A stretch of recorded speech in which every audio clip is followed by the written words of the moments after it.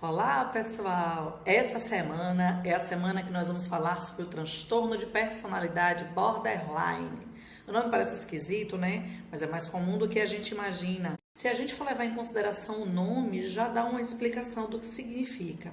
Borderline seria a linha de borda, então é a linha limite. Então é como se a pessoa que tem esse tipo de personalidade vivesse de fato no limite.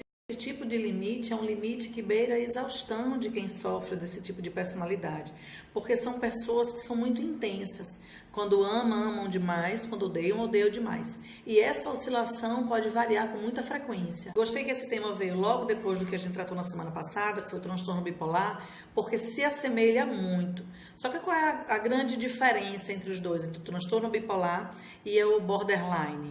A duração dessa oscilação de humor, oscila muito mais no transtorno de personalidade borderline. Então, eu posso acordar bem e dormir mal. Sabe aquela historinha da mulher de fases? É um pouco isso. E ela é muito mais frequente em mulheres do que em homens. O border também consegue ficar um grande período de tempo estável, sem apresentar as oscilações, diferentemente do bipolar, que só conseguiria essa estabilidade com o uso de medicação. Com base nos sintomas é que vocês vão conseguir ter uma identificação melhor, especialmente das diferenças entre o bipolar e o borderline. Lembrando que o border é muito mais comum do que o que se imagina. Além das oscilações, das mudanças súbitas de humor, existe também o medo do abandono, que isso é muito forte no border, né? Ele está sempre fazendo de tudo para não ser abandonado, além de comportamentos compulsivos que são bem comuns. Estava dizendo ontem para vocês, hoje é dia dos sintomas, a respeito do transtorno de personalidade borderline.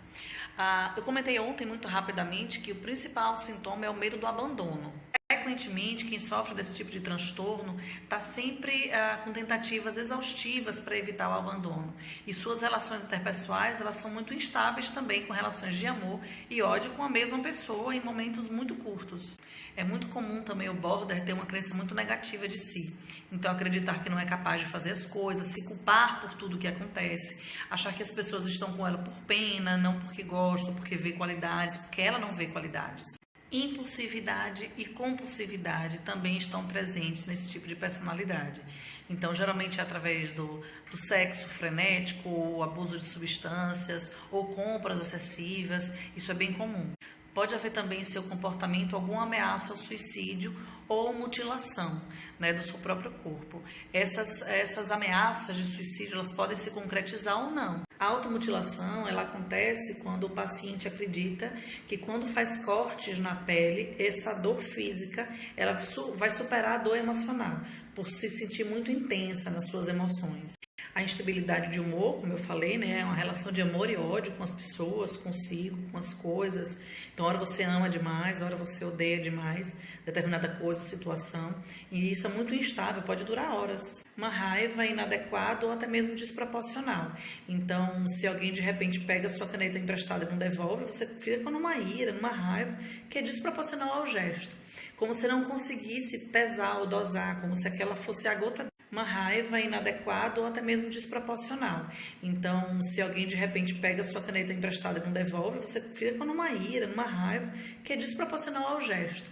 Como se não conseguisse pesar ou dosar, como se aquela fosse a gota. A avaliação diagnóstica geralmente ela é feita de forma clínica. Então, se a pessoa possui 5 ou mais desses sintomas que eu falei agora, possivelmente ela está dentro do quadro borderline. Mas ainda assim, um profissional precisa avaliar. Esses sintomas podem se tornar presentes tanto no jovem adulto, por volta dos 20 anos, quanto mais cedo.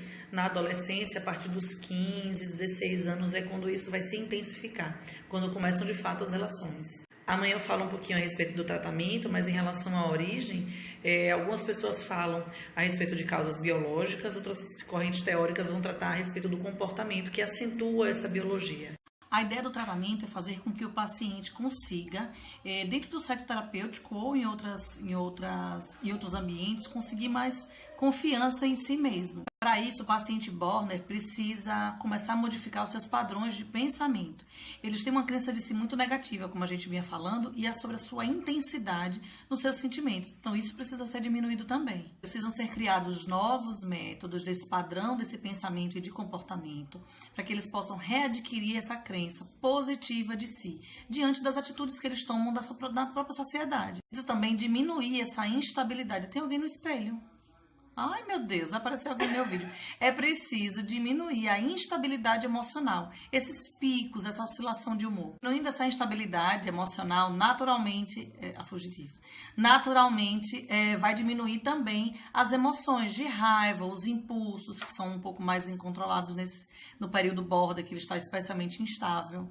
É muito comum no paciente border uma sensação de culpa, de ineficiência, de que não sabe fazer as coisas, de que está só ocupando a vida do outro, de que o outro poderia ser melhor sem ele, mas isso está muito ligado às crenças negativas que ele tem de si. Então, para este tipo de paciente, é importante reconstruir a autoimagem, né? Essa crença pessoal, essa crença que tem de si. É necessário fazer essa reconstrução para que a pessoa entenda que não é exatamente assim como ele pensa.